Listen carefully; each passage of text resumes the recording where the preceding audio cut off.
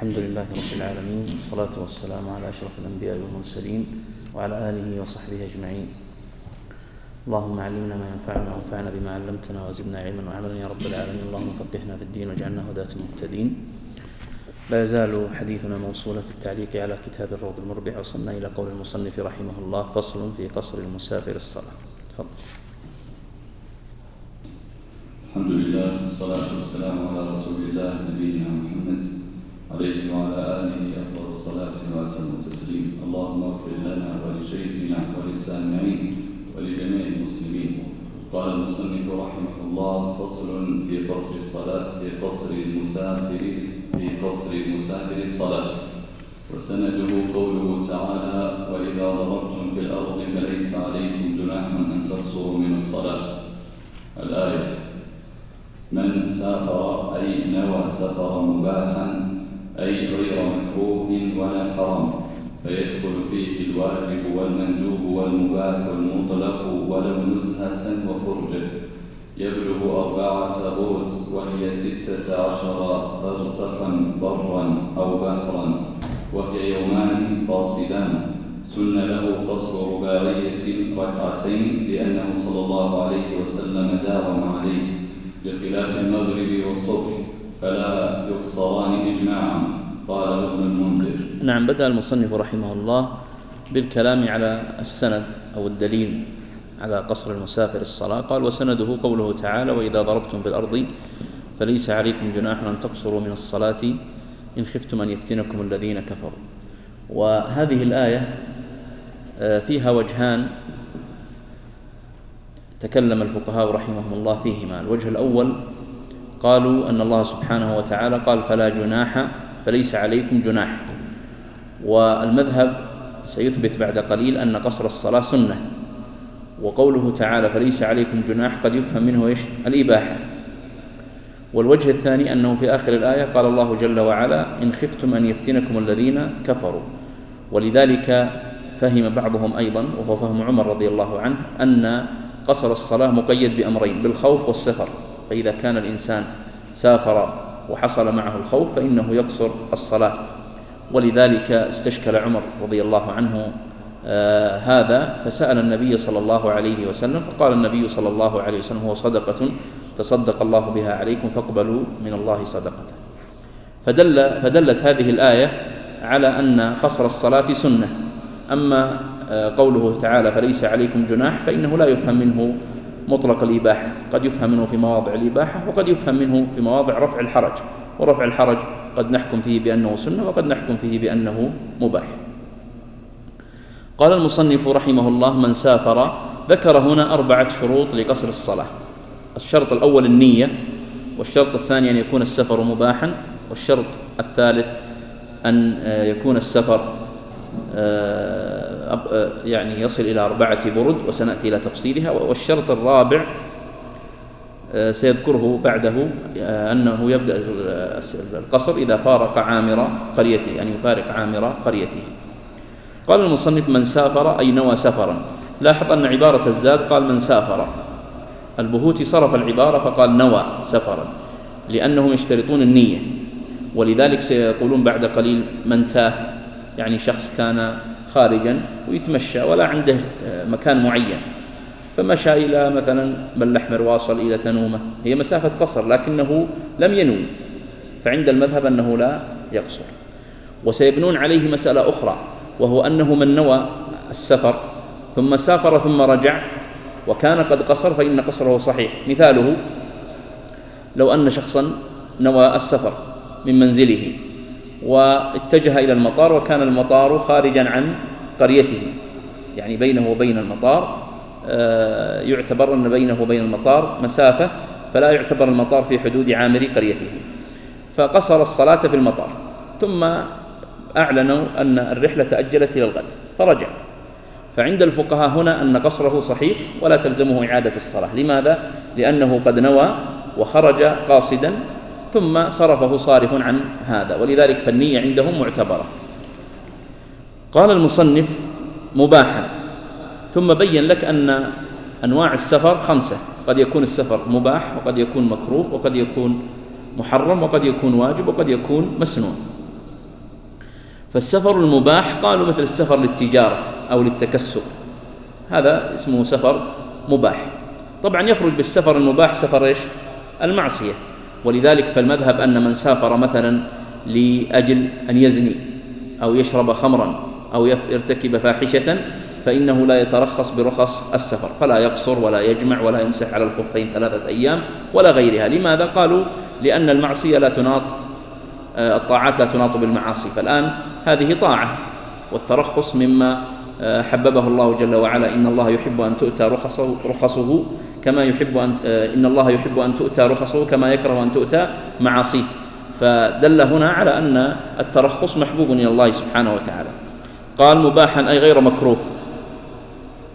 السفر المكروه هذا اختلف الفقهاء في مدلوله وفي حكم الترخص فيه وفي المثال له. فبعضهم قال، يعني فقهاء المذهب أقصد، بعضهم قال من أمثلة السفر المكروه السفر لزيارة القبور، يعني أن يسافر إنسان ويقصد زيارة القبور. ولكن شيخ الإسلام ابن تيمية وابن القيم وغيرهم من فقهاء المذهب تعقبوا هذا وقالوا لا، السفر إنشاء السفر لزيارة القبور إيش؟ محرم وليس بمكروه. طيب فما هو السفر؟ ابن مفلح رحمه الله مثل له بمثال آخر، قال السفر المكروه هو السفر للتباهي والتكثر بالمال والتعالي على الآخرين. فقال من سافر لأجل هذا، لأجل أن يتباهى أو يتكثر بالمال أو يتعالى على الآخرين، فإن سفره هذا سفر مكروه. طيب لماذا هم اختلفوا في هذه المسألة؟ هم طبعا اختلفوا في حكم المسح على العمامة الصماء. تذكرون أن ذكرنا أن من شروط المسح على العمامة أن تكون ساترة لمحل الفرض وأن تكون لها ذؤابة، ولا تكون عمامة صماء. العمامة الصماء التي ليس لها طرف يتدلى من أحد جوانبها. وبالتالي فما حكم لبسها؟ هم يكرهون لبسها، لبس العمامة الصماء هذه مكروه. طيب هل يترخص الإنسان بالمسح على العمامة الصماء؟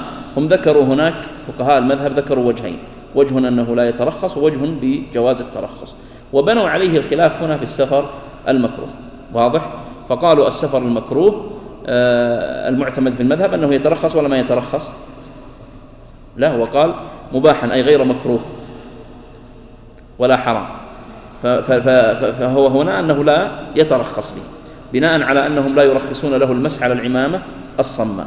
ذكر ابن مفلح رحمه الله وجها آخر في المذهب أنه يترخص هناك وهنا، فيترخص هناك بالمسح على العمامة الصماء ويترخص هنا بماذا؟ بالقصر وبالجمع وغيره. ثم قال تفضل. أيوة، هذا أيضا مثل به بعضهم، أن يسافر الإنسان لوحده، قالوا أيضا هذا سفر مكروه، لأن النبي صلى الله عليه وسلم قال الراكب شيطان والراكبان شيطان والثلاثة ركب، فنهى أن يسافر الإنسان لوحده. فهذه 3 أمثلة تجدونها مبثوثة في كتب فقهاء الحنابلة. أحسنت شيخ. ثم قال ولا حرام. والسفر المحرم ذكرنا مثاله وواضح، وأنهم لا يرخصون فيه، ومثاله من سافر لمعصية. وهم يفرقون بين سفر المعصية، السفر للمعصية، والعصيان في السفر. وهم يقولون من أنشأ السفر لأجل المعصية هذا لا يترخص. أما لو أن إنسان سافر سفرا مباحا ثم عصى في سفره فهو يترخص. نعم. قال فيدخل فيه الواجب. السفر الواجب قالوا كالسفر للحج والجهاد ونحوها، هذا من السفر الواجب. والسفر المندوب قالوا هذا مثل السفر لزيارة قريب أو صديق أو لطلب علم، ليس بواجب ليس بمتعين، هذا سفر مندوب. والمباح المطلق ذكرناه. ثم قال ولو نزهة وفرجة، يعني ولو كان غرضه من سفره أن يتنزه أو يتفرج فإن هذا يدخل في السفر الذي هو يوصف بأنه مباح مطلق. ولو هنا إشارة إلى وجود خلاف في مسألة لو كان السفر على سبيل التنزه أو التفرج أو نحوه. ثم قال المصنف يبلغ 4 برد وهي 16 فرسخا برا أو بحرا، وهي يومان قاصدان. أولا فال4 برد هنا والتحديد ب4 برد وب16 فرسخا هو على سبيل التقريب وليس على سبيل التحديد، على سبيل التقريب وليس على سبيل التحديد. ولذلك هم يقولون بأن ال4 برد هي كم؟ 16 فرسخا. والفرسخ كم ميل؟ 3 أميال. والميل كم كيلو؟ أيوة، كيلو و600 متر. نعم. وبالتالي لما جاءوا يحسبون هذه المسافة تقريبا قالوا اختلفوا أيضا في ضبطها بين 80 إلى 88 كيلو. لماذا هم اختلفوا في ضبطها؟ لأنهم اختلفوا في مقدار الميل بالأذرع، ما كانوا يقدرون الميل بالكيلوات، كانوا يقدرون الميل بالأذرع. فمنهم من قال أن الميل 3500 ذراع، ومنهم من قال بأن الميل 4000 ذراع، ومنهم من قال بأن الميل 6000 ذراع. واضح؟ تفاوت كبير. ولذلك عند فقهاء الحنابلة عندهم تقديران.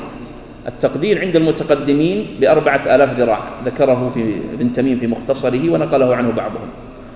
وأما عند المتأخرين فكما ذكره صاحب المطلع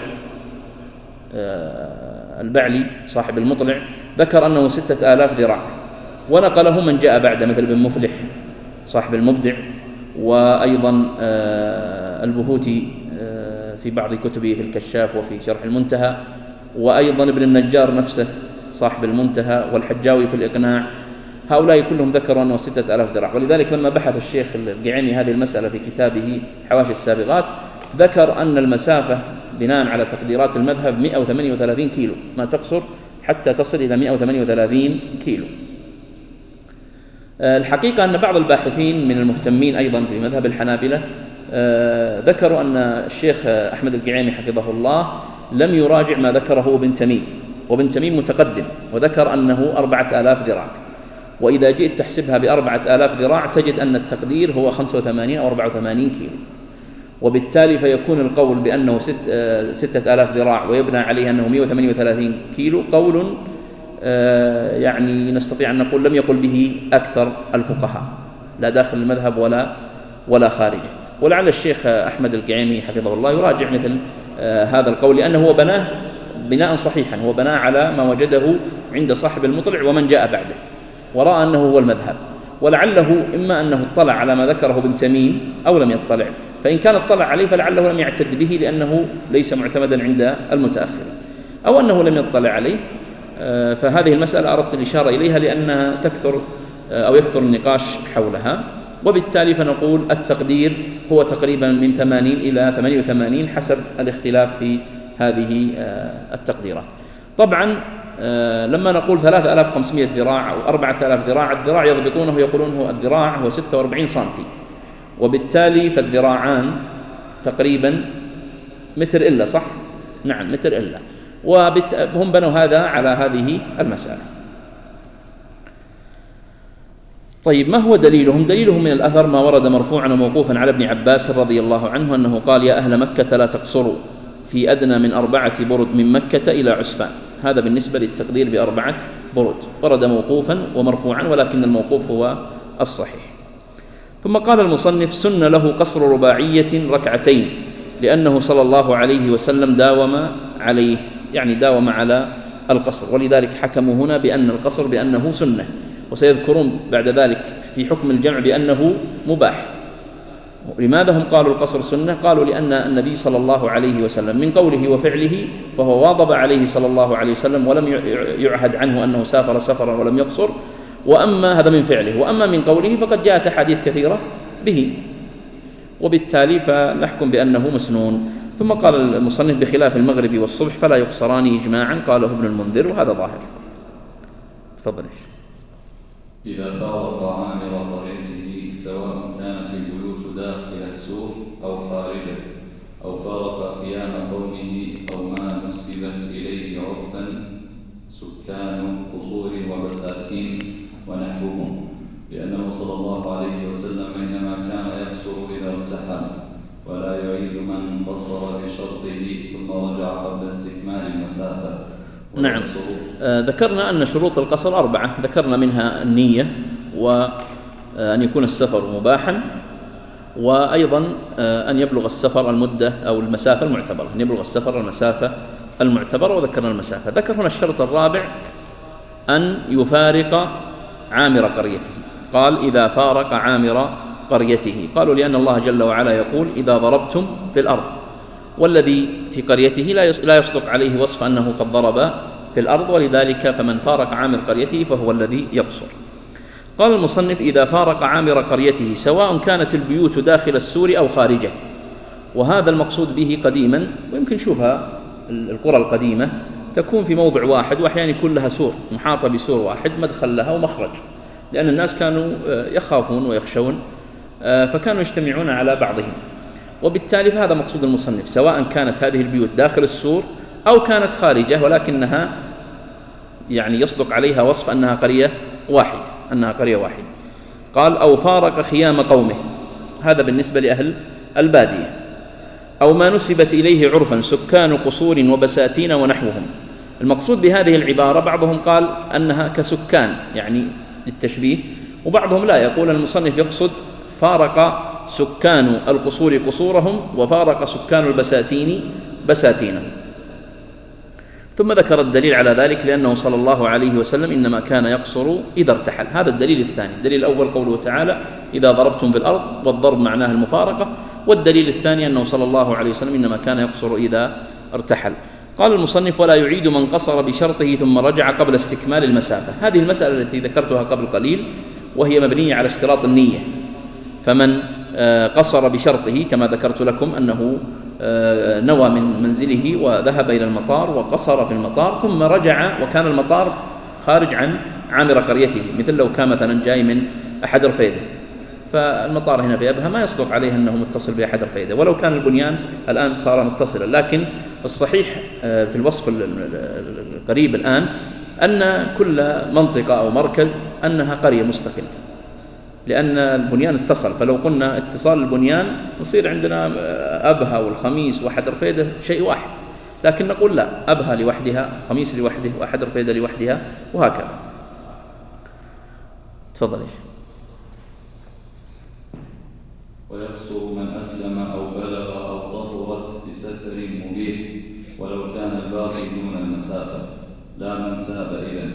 ولا يقصر من شك في قدر المسافة، ولا من لم يقصد جهة معينة كالتائه، ولا من سافر ليترخص. يقول المصنف: ويقصر من أسلم أو بلغ أو طهرت بسفر مبيح ولو كان الباقي دون المسافة. قالوا مثاله كافر لما بقي له في رجوعه أقل من 80 كيلو، واضح، أسلم، فالآن من موضع إسلامه إلى موضع البلد الذي سيصل إليه أقل من مسافة القصر، لكنه كان مسافرا قبله، فيقولون هنا ماذا؟ يقصر. ومثله لو بلغ، يعني حصل بلوغه قبل أن يصل بلده بأقل من 80 كيلو، أو المرأة الحائض طهرت قبل أن تصل إلى بلدها بأقل من 80 كيلو، قال بسفر مبيح. وهذا تفريع على الاشتراط أن يكون السفر مباحا ولو كان الباقي دون المسافة، يعني ولو كانت المسافة التي بين إسلامه أو بلوغ الصغير أو طهارة الحائض أقل من مسافة القصر. ثم قال: لا من تاب إذن.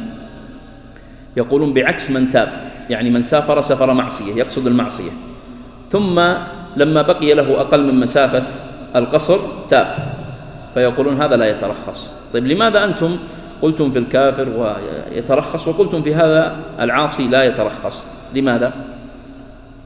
هذا أيوة، ابتداء السفر ممنوع. نعم، أحسنت. العاصي هذا قالوا ابتداء سفره نحن نمنعه من الترخص، وبالتالي فالذي بعده لا يؤثر في الحكم، بخلاف ذلك الكافر فإن ابتداء سفره له جائز. الكافر طبعا ما هو مخاطب أصلا بالإسلام قبل خطابه بفروع الشريعة، ومثله الصغير ونحن.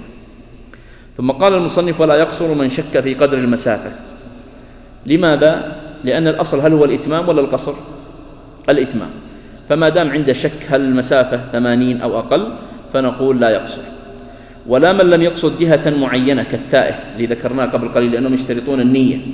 ولا من سافر ليترخص، إنسان سافر لأجل أن يترخص، يجمع ويقصر ويمسح الخفين ويفطر في رمضان، فهذا قالوا لا يترخص. لماذا؟ لأنه تحيل على أحكام الشريعة. نعم.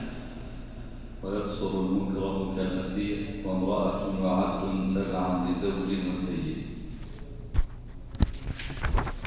طيب. قال ويقصر المكره كالأسير وامرأة وعبد تبعا لزوج وسيد. يقول ليس من شرط، لما ذكر شروط السفر يريد أن يقول ليس من شرط اعتبار الترخص بالقصر أن يكون الشخص مختارا، فلو كان مكرها فإنه يقصر، ومثل على المكره بالأسير. والأسير قالوا أنه يقصر ما دام في سفره، أما إذا استقر به المقام في الحبس مع من حبسه فإنه يتوقف عن القصر، لأنهم يجعلون حكمه تابعا لمن حبسه، كالمسألة التي ذكرها بعد قليل وامرأة وعبد تبعا لزوج وسيد. فالآن لو أن رجلا خرج بزوجته وهو في نيته أن يقصر ولم يخبرها، يبغى يفاجأها مثلا، ثم سافر بها إلى مسافة قصر، تقصر ولا ما تقصر؟ قالوا تقصر، لأنها تتبع زوجها. وكذلك السيد. نعم. وإن أحرم في الحضر ثم سافر أو أحرم سفرا ثم أقام أتم لأنها عبادة اجتمع لها حكم الحضر والسفر فغلب حكم الحضر. وكذا لو سافر بعد دخول الوقت أتمها وجوبا لأنها وجبت تامة، أو ذكر صلاة حضر في سفر أتمها لأن القضاء معتبر بالأداء وهو 4، أو عكسها بأن ذكر صلاة سفر في حضر أتم لأن القصر من رخص السفر فبطل بزواله. نعم، سيذكر هنا أحوال لا يباح فيها القصر، وذكر تقريبا 15 حالة أو صورة لا يباح فيها القصر. الصورة الأولى قال إن أحرم في الحضر ثم سافر، أو أحرم سفرا ثم أقام، يمثلون عليها قديما بالسفينة، يعني هو مثلا ركب في السفينة من بلده وأحرم ثم تحركت السفينة، فيصدق عليه أنه حال إحرامه كان مقيما ثم سافر، فإنه ماذا؟ لا يقصر. أو العكس، يعني أحرم لما كان راكبا في السفينة أحرم بالصلاة قبل الوصول إلى بلده مثلا بدقيقة أو دقيقتين، ثم استقرت السفينة وهو لا يزال في صلاته، فقالوا هنا أيضا لا يترخص بالقصر، سواء كان قد شرع في الصلاة أو علم أنه سيصل قبل إتمام الصلاة، ففي هذه الحالة فإنه لا يترخص بالقصر. لماذا؟ قالوا لأنها عبادة اجتمع لها حكم الحضر والسفر فغلب حكم الحضر، عملا بالقاعدة الأصولية إذا اجتمع مبيح وحاضر، مبيح يعني أباح الشيء، وحاضر منع منه، ما الذي يغلب الحاضر يعني المانع. ثم قال المصنف وكذا لو سافر بعد دخول الوقت أتمها وجوبا لأنها وجبت تامة. يعني شخص مثلا أراد أن يسافر من أبها إلى الرياض ويرتب عفشه ويركب أولاده في السيارة، ثم أذن الظهر وهو لا يزال عند بيته، فعلى المذهب يقولون ما دام دخل عليه الوقت فإنه لا يترخص. وهذا من المفردات بالنسبة لهذه المسألة، هي مفردات الحنابلة. والرواية الأخرى موافقة للأئمة الثلاثة، بل حكى ابن المنذر رحمه الله أنه إجماع من يحفظ قوله من أهل العلم أنه يقصر، قالوا لأنه لا فرق سواء غادر قبل دخول الوقت أو بعد دخول الوقت، فإنه صدق عليه أنه مسافر. ثم قال المصنف أو ذكر صلاة حضر في سفر أتمها، ذكر صلاة حضر في سفر أو عكسها، ذكر صلاة سفر في حضر. معنى ذكر صلاة حضر في سفر يعني أنه وهو في سفره تذكر أن صلاة فاتته وهو كان مقيما، إما بنوم أو تذكر أنه صلىها بدون طهارة فهو سيعيدها، فيقولون يعيدها ماذا؟ تامة غير مقصورة. وهذه المسألة نقل الإجماع فيها الإمام أحمد بن المنذر، نقلوا الإجماع على هذا، أنه متى ذكر صلاة حضر في سفر أنه يصليها تامة. قال أو عكسها بأن ذكر صلاة سفر في حضر، وهذه ليست كسابقتها، السابقة هو ذكر صلاة حضر في سفر، هنا ذكر صلاة سفر في حضر. الأولى قلنا الإجماع محكي عليها من الإمام أحمد وابن المنذر، وإجماع الإمام أحمد إذا حكى قوي، وابن المنذر أيضا. هذه لا، الإمام أحمد قاسها قياسا احتياطا، ولذلك وقع فيها خلاف في داخل المذهب وخارجه. نعم، تفضل. أو ائتم مسافر بمقيم أتم قال ابن عباس رضي الله عنهما: تلك السنة. رواه أحمد. ومنه: لو ائتم مسافر بمسافر فاستخلف مقيما لعذر فيلزمه الإتمام، أو ائتم مسافر بمن يشك فيه أي في إقامته وسفره لزمه أن يتم، وإن بان أن الإمام مسافر لعدم نيته. لكن إذا علم أو غلب على ظنه أن الإمام مسافر بأمارة كهيئة لباس وأن إمامه نوى القصر فله القصر عملا بالظاهر، وإن قال إن ائتم أتممت وإن قصر قصرت لم يضر. نعم، ذكرنا 5 صور يلزمه فيها الإتمام، سيذكر هنا 3 صور أيضا. قال: إذا أتم مسافر بمقيم أتم. إذا كان المسافر يصلي خلف مقيم فإنه يتم. وهذه المسألة حكي القول فيها عن الصحابة، عن ابن عمر وعن ابن عباس وعن غيرهما، ولذلك قال الموفق: ولم يعرف لهم مخالف فكان إجماعا. هذا يعني يعتبرون من قبيل الإجماع السكوتي، ما يسمون بالإجماع السكوتي. وعليه قول الأئمة الأربعة، يعني هذه المسألة قول الأئمة الأربعة عليها، أن من كان مسافرا وإمامه مقيم أنه يتم خلفه. وإنما اختلفوا في مسألة، وهي: هل يلزم الإتمام بإدراك أي جزء من الصلاة ولا لابد أن يدرك ركعة كاملة؟ هذا الذي وقع بينهم الخلاف فيه، بناء على الخلاف فيما تدرك به الصلاة. والمذهب أنها تدرك به لا، أنها تدرك بأي جزء، بإدراك أي جزء. وبالتالي فعندهم من أدرك أي جزء من الصلاة إذا كان مسافرا خلف مقيم فإنه يتم. ثم قال: ومنه لو ائتم مسافر بمسافر فاستخلف مقيما لعذر فيلزمه الإتمام. يقول: مثل هذه الصورة، طبعا مثلها أو منه ليس معناها أن هذه الصورة كسابقتها. السابقة قلنا هذا قول الأئمة الأربعة وحكي فيها الإجماع، حكاه الموفق وغيره. أما هذه لا. أولا، ما هي صورتها؟ صورتها أن الإمام مسافر والذي يصلي وراءه المأموم مسافر. الإمام حصل له عذر أثناء الصلاة.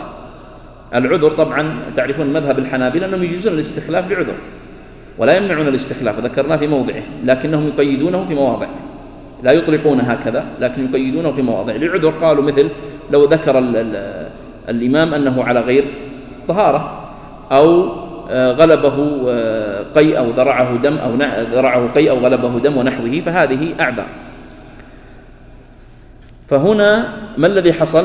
الإمام المسافر استخلف بدلا عنه مقيم، يعني قدم في الإمامة شخص مقيم، فيقولون هذه مثلها، ما دام أنه السلام ورحمة الله، ما دام أن هذا الذي أصبح إماما مقيم فإن المأموم ولو كان مسافرا بداية الأمر فإنه يلزمه إيش؟ الإتمام. وهذه المسألة أيضا فيها خلاف داخل المذهب وخارج. ثم قال المصنف: أو ائتم مسافر بمن يشك فيه في إقامته وسفره لزمه أن يتم.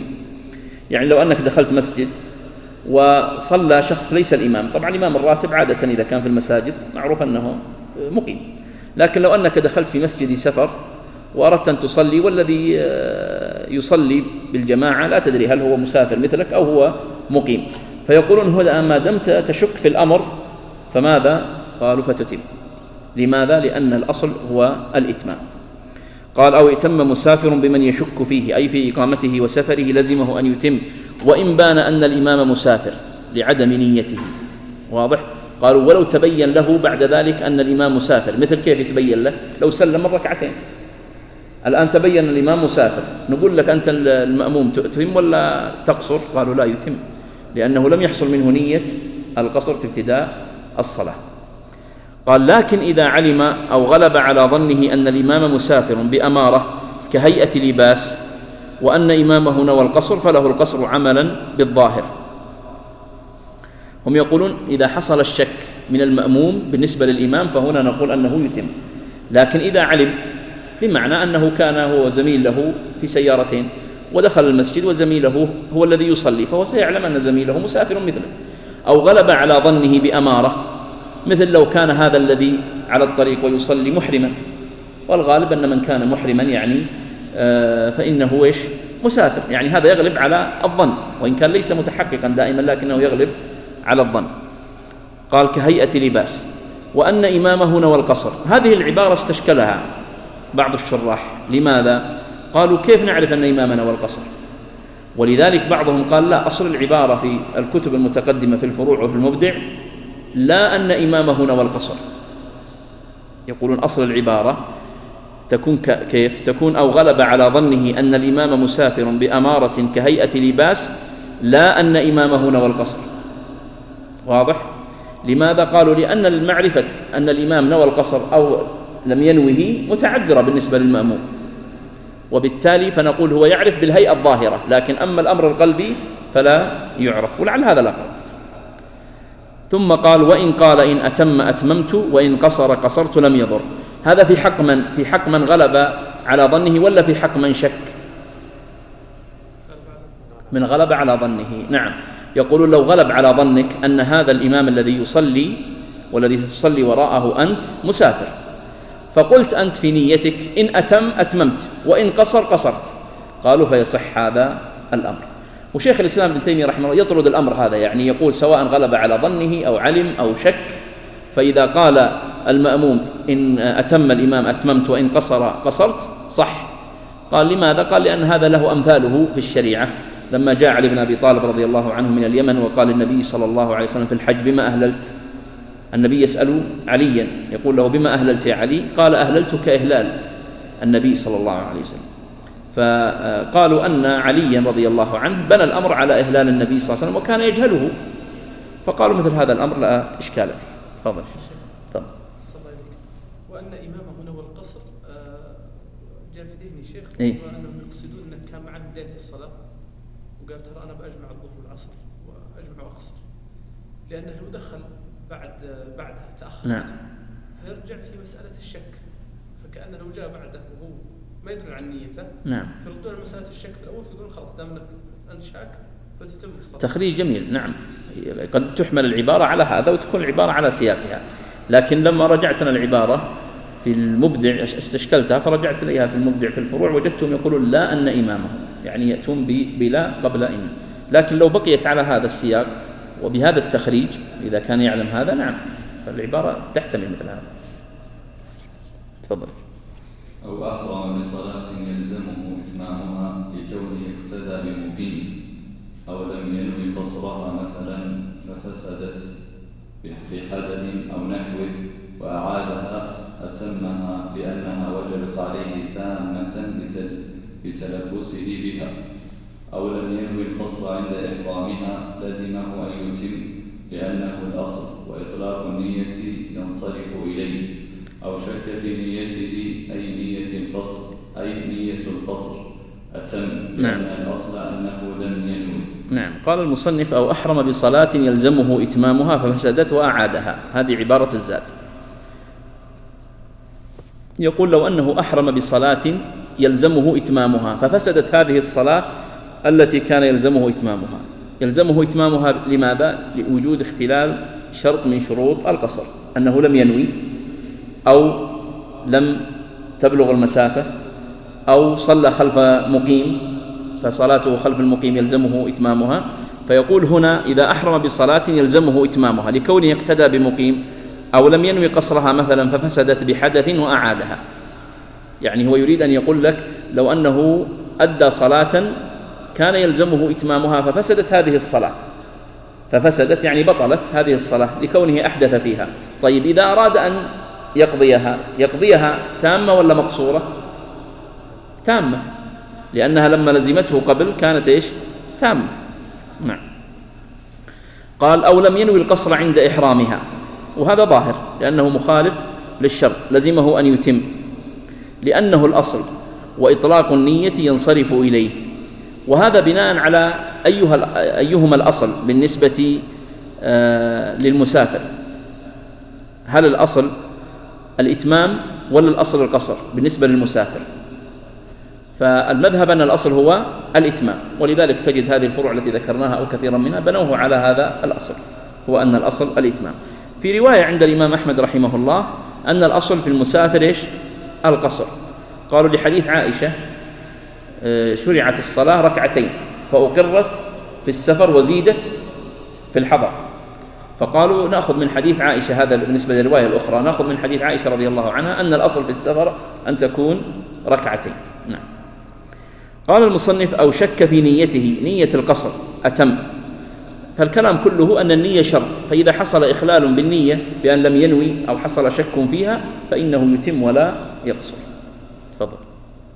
أو نوى إقامة أكثر من 4 أيام أتم، وإن أقام 4 أيام فقط قصر، لما في المتفق عليه من حديث جابر بن عباس رضي الله عنهم أن النبي صلى الله عليه وسلم قدم مكة صبيحة رابعة من ذي الحجة، فأقام بها الرابع والخامس والسادس والسابع، وصلى الصبح في اليوم الثاني، ثم خرج إلى منى، وكان يقصر الصلاة في هذه الأيام، وقد أجمع على إقامتها.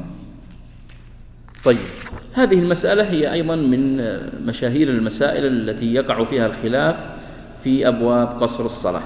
المسألة الأولى اللي ذكرناها مسألة المسافة، وتعرفون المذهب ذكرنا تقريره قبل قليل.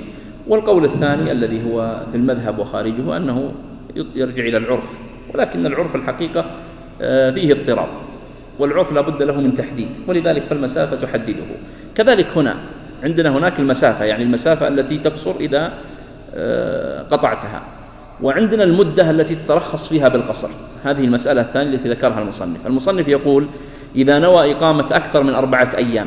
طبعا المذهب لا يفرقون بين يوم الدخول والخروج، فهم يحسبونه في 4 الأيام، بخلاف القول الثاني وهو قول الشافعية أنهم يفرقون فيقولون 4 أيام غير يوم الدخول والخروج. ولذلك بعض فقهاء المذهب ضبط هذه المسألة بعدد الصلوات، قال وذكروا 3 أقوال داخل المذهب: أن من صلى من نوى الإقامة 19 صلاة فأقل قصر، وإن كانت 20 صلاة فأكثر أتم. والقول الثاني قالوا لا، من نوى 20 صلاة فأقل يقصر، وإن كانت 21 فأكثر يتم. والقول الثالث قالوا 21 فأقل يقصر، وأكثر من 21 يتم. طبعا هذا كله بناء على لماذا مختلف هذا الاختلاف؟ بناء على ما جاء من نصوص عن الإمام أحمد رحمه الله، وليس فيها دليل. يعني هذا الاختلاف اللي داخل المذهب ليس فيما أعلم له دليل يعني منقول، وإنما هو اختلاف في فهم الأصحاب، أصحاب الإمام أحمد رحمه الله ومن جاء بعدهم في فهم كلام الإمام أحمد.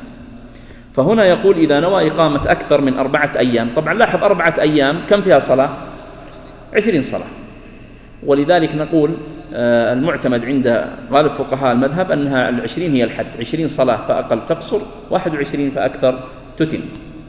ثم ذكر الدليل هنا لما في المتفق عليه من حديث جابر بن عباس أن النبي صلى الله عليه وسلم قدم مكة صبيحة رابعة من ذي الحجة، فأقام بها الرابع والخامس والسادس والسابع، وصلى الصبح في اليوم الثامن، ثم خرج إلى منى، وكان يقصر الصلاة في هذه الأيام، وقد أجمع على إقامتها. أي أيام اللي كان يقصر الصلاة فيها؟ الرابع والخامس والسادس والسابع. قالوا كان يقصر الصلاة فيها، قالوا فإذن هذا هو الدليل. في هذه المسألة وفي المسألة السابقة، وهمت الآن هل هو في هذه المسألة أم في المسألة السابقة المسافة، في بحث لو تراجعون أيضا في هذا للدكتور عبد العزيز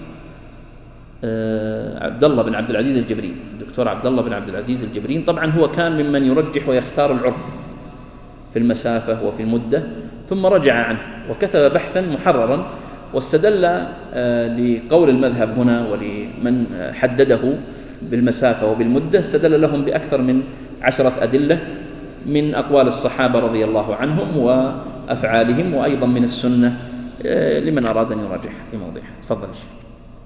أو كان المسافر ملاحا أي صاحب سفينة معه أهله لا ينوي الإقامة ببلد لزمه أن يتم، لأن سفره غير منقطع مع أنه غير ضارع عن وطنه وأهله، ومثله مكاد وراع ورسول سلطان ونحوهم. ويتم المسافر إذا مر بوطنه أو ببلد له به امرأة، أو كان قد تزوج فيه، أو نوى الإتمام ولو في أثنائها بعد نية القصر. وإن كان له طريقان بعيد وقريب فسلك أبعدهما قصر لأنه مسافر سفرا بعيدا. نعم. قال المصنف في المسألة 14 تقريبا من المسائل التي يجب فيها الإتمام، قال: أو كان المسافر ملاحا أي صاحب سفينة معه أهله لا ينوي الإقامة ببلد.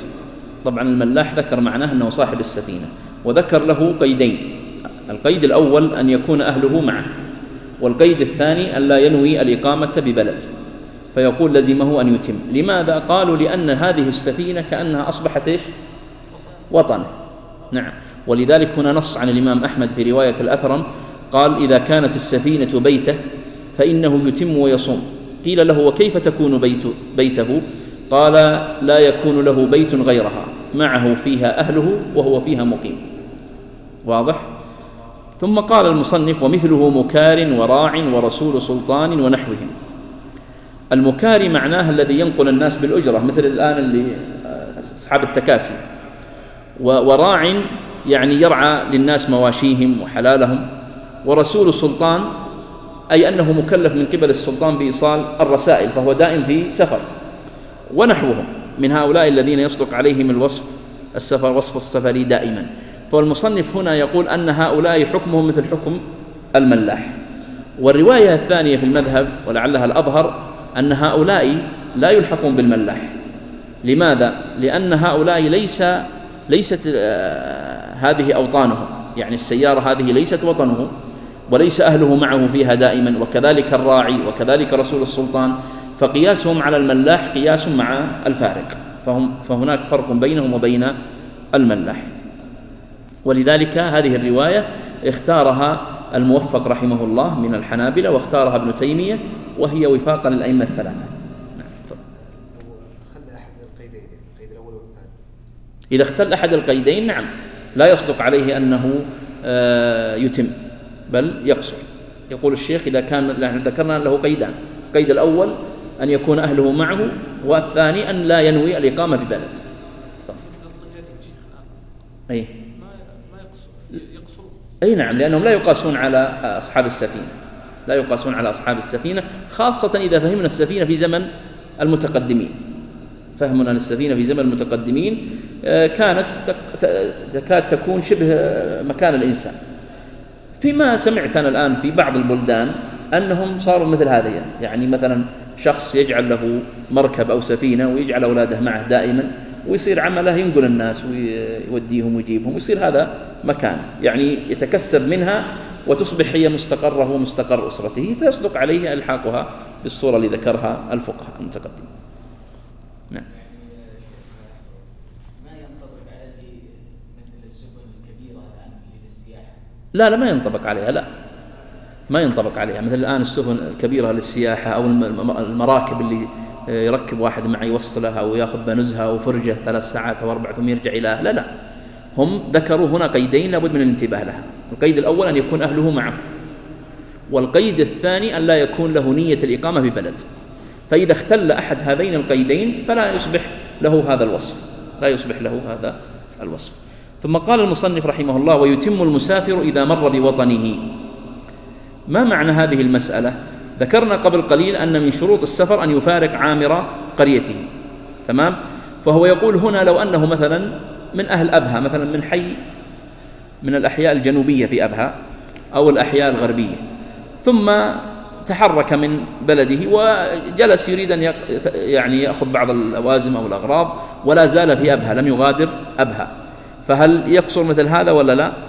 يقول لا، يتم المسافر إذا مر بوطنه، سواء كان هو مر به توه يعني خرج، أو كان مثلا لو قلنا أنه مثل الشيخ عبد الله ذهب إلى ديرته في الباحة ثم له وطن في أبها وأراد أن يذهب مثلا إلى نجران، حين سفره من الباحة إلى نجران سيمر بوطنه اللي هو أبها، هل يقصر في أبها؟ يقول مصنف لا. واضح؟ فالصورة تحتمل الوجهين، تحتمل اللي ذكرته سابقا وتحتمل الصورة الثانية. يذكرون قالوا أن يكون له مسكن أو يكون له زوجة، ولذلك الزوجة اعتبروها كثيرا هنا، ولذلك حتى في السفينة اعتبروه أن يكون أهله معه. قال أو ببلد له به امرأة، هذه وصلنا، ببلد له به امرأة. لو كان متزوج مثلا في بيشة وخرج من أبها وهو يريد الرياض، السفر للرياض، فيقولون ما دام عنده زوجة في بيشة ففي بيشة لا يقصر، لأنه يصدق عليه أنه متأهل وأنه مقيم في ذلك البلد. أو كان قد تزوج فيه، أيوة، هذه المسألة أيضا استشكلها الفقهاء الشراح، هل معناها أنه قد سبق له الزواج في هذا البلد؟ هذا أحد الأفهام، ولذلك ذكر الخلوتي وهو تلميذ للبهوتي، ذكر أن هذا الفهم الذي فهمه البهوتي رحمه الله في شروحه أولا، ثم رجع عنه وقال ليس هذا المقصود، بل المقصود أنه تزوج في ذات السفر، يعني خرج من أبها لما وصل بيشة تزوج في بيشة، فيقولون هنا في بيشة لا يقصر بل يتم. أو نوى الإتمام ولو في أثنائها بعد نية القصر، فيقول هنا نوى الإتمام، يعني سواء صلى وهو ناوي الإتمام قالوا خلاص يتم، حتى ولو كانت شروط القصر في حقه متحققة، لكن ما دام أنه نوى الإتمام في أولها فإنه يتم. وكذلك لو كان في أثنائها، لو كان في أثنائها يعني مثلا دخل مسجد مثل الصورة اللي ذكرناها قبل قليل وهو متردد، يعني حتى لو غلب على ظنه أن الإمام مسافر، لكن قال أنا سأتم، ثم في أثنائها لما وجد الإمام سلم قال سأقصر، يقول لا، ما دام أن النية حصلت بالإتمام فإنه يبقى على الإتمام. وإن كان له طريقان بعيد وقريب فسلك أبعدهما قصر. هذه مسألة، يقول لو كان مثلا السفر إلى الرياض، الآن عندنا طريقان للرياض، طريق طبعا التمثيل بالرياض يمكن ما هو مناسب لأن الطريقان كلهما قصر، لكن لو قلنا مثلا محايل، لما ننزل مثلا من الشعار يمكن 80 أو لو اللي، فيقولون لو أنه تجنب مثلا النزول من شعار ونزل من ضلع سيطول به المشوار، لكن هل يترخص؟ قالوا نعم يترخص لا إشكال. هذه معنى المسألة، إن كان له طريقان بعيد وقريب فسلك أبعدهما قصر لأنه مسافر سفرا بعيدا.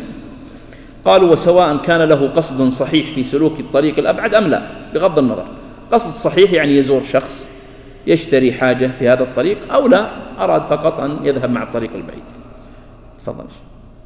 أو ذكر صلاة سفر في سفر آخر قصر لأن وجوبها وفعلها وجدا في السفر كما لو قضاها فيه نفسه.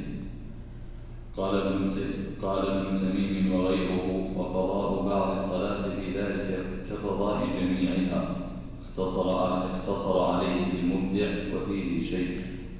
يقول أو ذكر صلاة سفر في سفر آخر قصر. هذه مسألة ظاهرة في القصر، وهي أنه لو كان مسافرا فنسي صلاة في هذا السفر، ثم بعد أيام سافر سفرا آخر، ثم تذكر في السفر الثاني أن عليه صلاة فائتة في السفر الأول، فيقول ما دام ذكر الصلاة كلها سواء أداء أو قضاء هي تكون إيش؟ سفر، وبالتالي فإنه يقصر. قال لأن وجوبها وفعلها وجد في السفر كما لو قضاها فيه نفسه، يعني قضاها في السفر نفسه. قال ابن تميم اللي ذكرت لكم قبل قليل وهو من فقهاء الحنابلة المتقدمين، له مختصر اسمه مختصر ابن تميم، لم يكتمل يعني في المطبوع، أظنه إلى كتاب الزكاة أو شيء من هذا. قال ابن تميم وغيره وقضاء بعض الصلاة في ذلك كقضاء جميعها. يقول لو أنه قضى بعض الصلاة فحكمها حكم بعض الصلاة كحكم إيش؟ الجميع. اقتصر عليه في المبدع وفيه شيء. هذه العبارة من البهوتي، يقول هذه العبارة المذكورة من ابن تميم أوردها صاحب المبدع واقتصر عليها، ثم قال وفيه شيء، يعني هذا استدراك من البهوتي على هذه العبارة. ما هو الشيء الذي فيه؟ يقول لو قررنا ما قرره ابن تميم نخالف ما قرره المذهب من أنه إذا وصل إلى بلده إيش؟ يتم، مثل ما ذكرنا في صاحب السفينة. فيقول هذه العبارة عبارة ابن تميم قد تخالف الذي تقرر في المذهب، وبالتالي ففي هذه العبارة شيء. طبعا تعرفون أن ابن تميم من أصحاب الوجوه، يعني هو متقدم عند الحنابلة، وأصحاب الوجوه عند الحنابلة لا يلزم أن يكون ما يختارونه ويقررونه هو ما اعتمده المتأخرون عند الحنابلة. تفضل.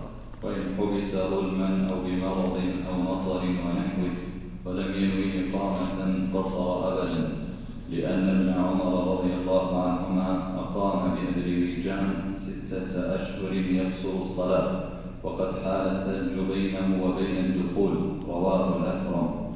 والأسير لا يقصر ما أقام عند العدو، أو أقام لقضاء حاجة بلا نية إقامة لا يدري متى تنقضي، قصر أبدا، غلب على ظنه كثرة ذلك أو قلته، لأنه صلى الله عليه وسلم أقام بتبوك 20 يوما يقصر الصلاة، رواه أحمد وغيره وإسناده ثقات. نعم، هاتان مسألتان. المسألة الأولى من حبس ظلما ببلد ولم ينوي الإقامة بهذا البلد، والصورة الثانية من أقام لقضاء حاجة ولا يدري متى تنتهي. قال وإن حبس ظلما، طبعا المقصود أنه حبس في بلد سافر إليه، وسافر إلى هذا البلد ثم حبس فيه، أو بمرض جاءه المرض في هذا البلد الذي سافر إليه، أو مطر، ولم ينوي إقامة، يعني ينوي إقامة تمنع القصر، والإقامة التي تمنع القصر ذكرناها قبل قليل اللي هي 4 أيام، قصر أبدا، وهذا وفاقا للأئمة الثلاثة، فيكاد هو قول الجمهور. هذه المسألة هي قول الجمهور. قالوا لأن ابن عمر رضي الله عنه أقام بأذربيجان 6 أشهر يقصر الصلاة، وقد حال الثلج بينه وبين الدخول. ثم قال والأسير لا يقصر ما أقام عند العدو، وهذه المسألة ذكرناها في الأسير قبل قليل. نحن قلنا الأسير له حالتان، ما هو قال والمكره كالأسير يقصد أنه ذكرنا قبل قليل أنه يقصد ما دام مسافرا، يعني لو أن شخصا أسر فهم سيأخذونه مثلا مسافة قصر، يأخذونه مثلا من أبها ويذهبون به مثلا إلى الرياض، فيقول هنا بالنسبة لهذا الأسير ما دام في السفر من أبها إلى الرياض يقصر، ولكن إذا استقر في الرياض لا يقصر، لأنه يصبح تابعا لهم لمن أسره. واضح؟ كما ذكرنا قبل قليل أن الزوجة تتبع زوجها والعبد يتبع سيده. تفضل. ما يمكن تكون العبارة لأنه جاءنا في مسألة المحبوس فيقصر دائما، فيكون والأسير يقصر ما أقام عند العدو. ما أدري والله إذا كانت بدون لا تقصد. ها؟ لأن الآن في مسألة المحبوس. طيب نراجعها لأن أحيانا حتى الذين يعني تعرفون الروض طبع الآن طبعات متعددة، وأنا والله راجع أكثر من طبعة فأجد نفس العبارة، لكن الذي يزيل لنا إشكال كثير من العبارات هو الرجوع إلى من تقدم، خاصة كتاب المبدع وكتاب الفروع والإنصاف، لأن هذه العبارات غالبا تنقل منهم، فنراجعها ونتأكد. نعم. ثم قال المصنف أو أقام لقضاء حاجة بلا نية إقامة لا يدري متى تنقضي قصر أبدا، غلب على ظنه كثرة ذلك أو قلته، يعني أنه في أثناء المدة كمن سافر للعلاج ولا يدري متى ينتهي علاجه، أو سافر للتجارة لا يدري متى ينتهي عمله في هذه التجارة، فيقولون هنا يقصر. لماذا؟ ذكر دليل وهو أنه صلى الله عليه وسلم أقام بتبوك 20 يوما يقصر الصلاة. قالوا والنبي صلى الله عليه وسلم في تبوك ما كان يدري متى ينتهي من هذه الغزوة. قالوا ولأنه ورد عن بعض الصحابة كابن عمر وأنس، ابن عمر قصر بأذربيجان وأنس قصر بالشام وغيرهم. والثالث الإجماع حكاه ابن المنذر وغيره. فنجد أن هاتين المسألتين، مسألة من حبس ببلد ويقصر مطلقا، وكذلك من أقام في بلد لا يدري متى ينتهي منها يقصر أيضا، هو قول الأئمة الأربعة، قول الأئمة الأربعة، وحكي على بعضها الإجماع كالمسألة الثانية. تفضل.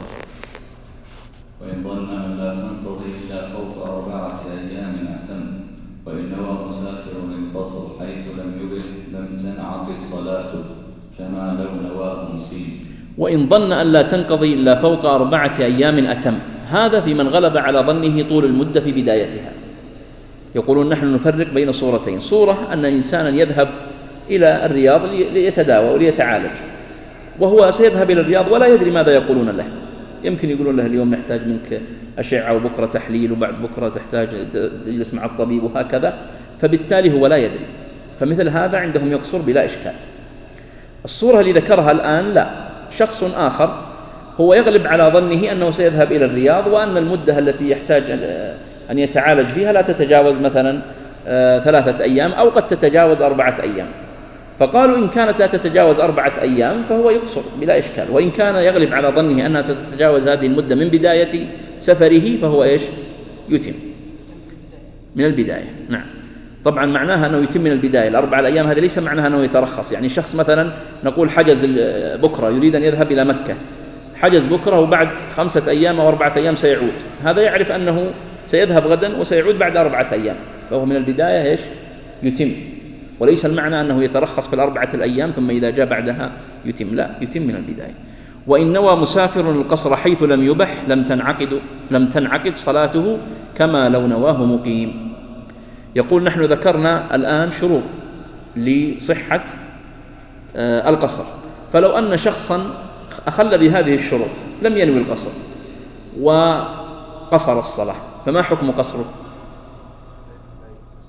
لا يصح، صلاته لا تنعقد، ولذلك قال لم تنعقد صلاته، ما قالوا لم تصح صلاته، قالوا لم تنعقد، يعني هي من أساسها باطل، وبالتالي نحن نلزمه أن يعيدها مرة أخرى تامة، لأن شروط القصر في حقه لم تتحقق. قال وإن نوى مسافر القصر حيث لم يبح لم تنعقد صلاته كما لو نواه مقيم. نقف هنا. جزاكم الله خيرا. مشايخ، كتب الله فيكم.